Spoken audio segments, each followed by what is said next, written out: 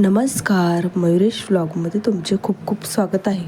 आज आपण पाहणार आहोत की वटपौर्णिमा 2026मध्ये राहू काळात पूजा करू नये आणि चुकूनही या काळात पूजा करू नये, नाहीतर हा शुभ मुहूर्त अचूक मुहूर्त म्हणून ठरेल. आणि अचूक मुहूर्त कोणता या संपूर्ण माहिती व्हिडिओमध्ये पहा. तर वटपौर्णिमा 2026 चुकूनही या 2 तासात राहू काळात पूजा करू नये.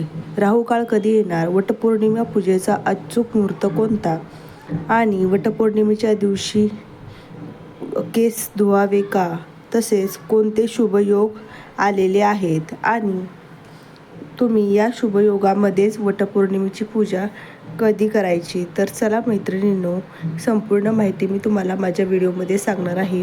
तर अखंड सौभाग्यासाठी वटपौर्णिमेची पवित्र व्रत करणाऱ्या माझ्या सर्व मैत्रिणींना वटपौर्णिमेच्या हार्दिक शुभेच्छा. वटपौर्णिमा हा कित्येक विवाहित महिलेसाठी अत्यंत पवित्र आणि महत्त्वाचा सण मानला जातो. या दिवशी माता सावित्री आपल्या पतीला दृढ निश्चयाने आणि पतिव्रत धर्माच्या सामर्थ्याने यमराजाकडून पती सत्यवानाचे प्राण परत मिळवते, अशी ही कथा आहे. आणि ही कथा पौराणिक कथा सांगितली गेलेली आहे. म्हणूनच या दिवशी आपण महिला वडाच्या झाडाला काय करतो तर पूजा करून पतीच्या दीर्घायुष्याची, उत्तम आरोग्यासाठी आणि भरभरून अखंड सौभाग्यासाठी प्रार्थना करतात आणि जन्मोजन्मी हाच पती मिळावा यासाठी देखील आपण वडाच्या झाडाला आपण स्त्रिया वटपौर्णिमेचे पवित्र व्रत करत असतो. परंतु अनेक महिला पूजा व्रत करतात, तर पूजा करायची योग्य वेळ, शुभयोग कोणता आणि कोणता राहू काळ असणार आहे आणि तो आपल्याला टाळायचा आहे, आणि हे माहीत नसल्यामुळे महिला चुका करत असतात. म्हणून विशेष म्हणजे यंदाच्या वटपौर्णिमेला एकीकडे अत्यंत शुभयोग निर्माण होत आहेत, तसेच दुसरीकडे 2 तासाचा असा देखील काळ असणार आहे, जो राहू काळ असे आपण म्हणणार. राहू काळ त्याला म्हणतात. तर राहू काळ हा वडाच्या झाडाची पूजा करणे टाळायचं असतं. म्हणून वटपौर्णिमा 2026 ची तिथी कधी आहे, तर ही तिथी राहू काळ कधी असणार आहे, कोणते शुभयोग प्राप्त होत आहेत, वडाची पूजा करायचा सर्वात शुभ मुहूर्त कोणता, वटपौर्णिमेच्या दिवशी महिलांनी केस धुवावे का नाही, याची संपूर्ण माहिती आता आपण पाहणार आहोत. तर यंदा वटपौर्णिमा 29 जून 2026 रोजी साजरी केली जाणार आहे. पौर्णिमा तिथी पहाट सुरू होत आहे, पुढील 2 दिवसापर्यंत राहणार असून पौर्णिमेच्या तिथीला हिंदू धर्मामध्ये विशेष पुण्यदायी मानले जाते. शास्त्रानुसार या दिवशी वेळेला केलेला जप, तप, दान, व्रत आणि पूजन यांचे फळ अनेक पटीने वाढत असते, असे देखील मानले जातं. त्यामुळे वटपौर्णिमेचे व्रत श्रद्धेने आणि योग्य मुहूर्तावर केल्याने विशेष पुण्य लाभते. अचूक शुभ मुहूर्त कधी आहे हे जाणून घेऊया. तर बघा मैत्रिणींनो, आपण वटपौर्णिमेची पूजा करत असतो आणि हा यंदाच्या वटपौर्णिमेला प्राप्त होणारा शुक्ल योग हा अत्यंत शुभ आणि मंगलकारक योग मानला गेला आहे. आणि ज्योतिषशास्त्रानुसार शुक्ल योगामध्ये केलेली पूजा, जप, व्रत, दान आणि धर्मकार्य हे विशेष फलदायी मानले जातात. हा योग सौभाग्य, समृद्धी, सकारात्मक आणि शुभ परिणाम देणारा मानला गेला आहे. यंदा 29 जून 2026 रोजी शुक्ल योग सूर्योदयापासून सुरू राहणार असून दुपारी 2:27 पर्यंत त्याचा प्रभाव राहणार आहे आणि नंतर ब्रह्मयोग सुरू होणार आहे.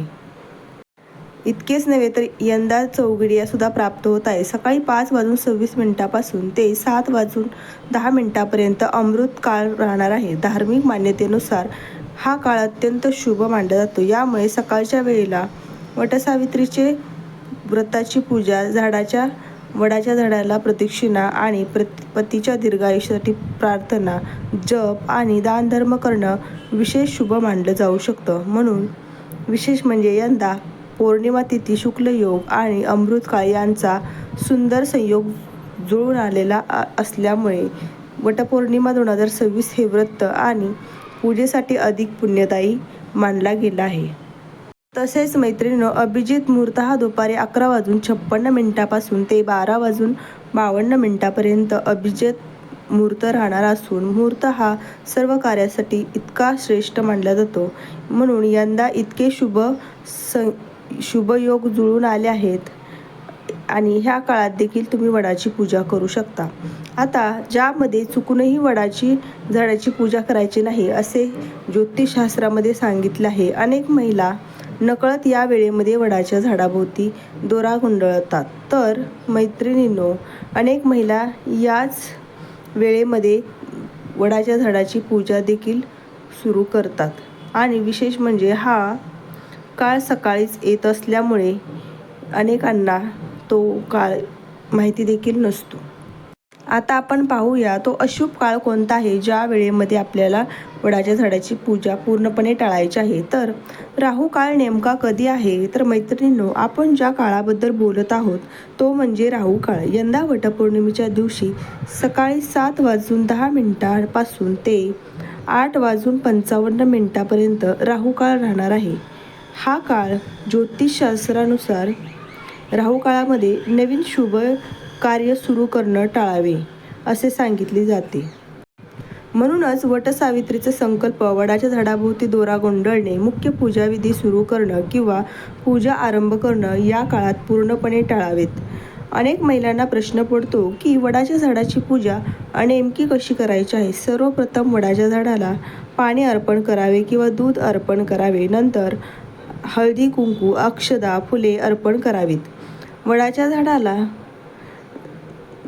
झाडाभोवती श्रद्धेने प्रदक्षिणा घालत दोरा गुंडाळायचा आहे. त्यानंतर सावित्री सत्यवानाची कथा देखील ऐकायची किंवा त्या वडाच्या झाडाखाली बसून वाचायची आहे. यामुळे प्रत्येक स्त्रियांना अखंड सौभाग्यासाठी विशेष असे पुण्य भेटणार आहे. आणि असा प्रश्न पडतो की जर राहू काळामध्ये पूजा करायची नसेल तर वडाच्या झाडाची पूजा करण्यासाठी सर्वात उत्तम वेळ कोणता मानला जातो? तर अनेक महिलांच्या मनातील जो प्रश्न आहे तो म्हणजे हाच की अमृत काळ अधिक शुभ आहे की अभिजित मुहूर्त अधिक शुभ आहे? तर धार्मिक दृष्टिकोनातून पहिला तर सकाळचा अमृत काळ हा वटसावित्रीच्या व्रतासाठी उत्तम मानला गेला आहे. कारण वटपौर्णिमेची पूजा शक्यतो सकाळच्या वेळेत करणं पवित्र वातावरण असतं आणि या पवित्र वातावरणामध्ये आपण ही पूजा करणं अत्यंत आपली परंपरा देखील आहे आणि हे खूप शुभ देखील मानलं गेलं आहे. त्यामुळे सकाळी 5:26 पासून ते 7:10 अमृतकाळ हा वडाच्या झाडाची पूजा, व्रताचा संकल्प, पाणी अर्पण करणे आणि प्रदक्षिणा घालण्यासाठी अतिशय शुभ मानला गेलेला आहे. त्यामुळे या काळात तुम्ही वडाची झाडाची पूजा केली तर ते खूप तुमच्या पतीसाठी आणि तुम्हाला खूप पुण्यदायी आणि त्याचं फल मिळणार आहे. आता बघा मैत्रिणींनो, शास्त्रामध्ये अतिशय शुभ योग देखील सांगितला आहे. तो सगळ्यांच्या महत्त्वाचा म्हणजे सगळ्यांच्या हिताचा देखील असणार आहे. सगळ्यांच्या कामाच्या वेळेचा अभाव असून त्या काळामध्ये सुद्धा वटपौर्णिमेची पूजा मैत्रिणींनो तुम्ही करू शकता. तर दुपारी 11:56 पासून ते 12:52 हा अभिजित मुहूर्त हा सर्वश्रेष्ठ शुभ मुहूर्तांपैकी एक मानला गेला आहे. अनेक धर्मग्रंथामध्ये अभिजित मुहूर्ताला विजय, यश आणि शुभ फल प्रदान करणारा मुहूर्त म्हणून देखील म्हटलं गेलं आहे. म्हणून या काळात सुद्धा तुम्ही वडाच्या झाडाची पूजा करू शकता.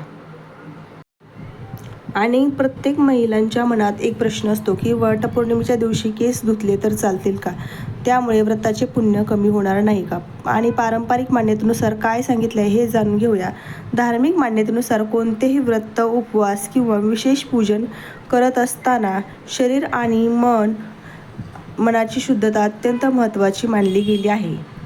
त्यामुळे तुम्ही वडाच्या झाडाला पूजा करण्याच्या दिवशी सुद्धा केस धुतले तर चालणार आहे.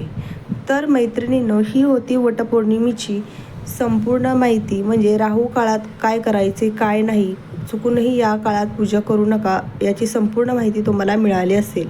तर शुभ मुहूर्त कोणता हे सुद्धा समजत असेल तर चला तर भेटूया नवीन व्हिडिओमध्ये. तोपर्यंत धन्यवाद.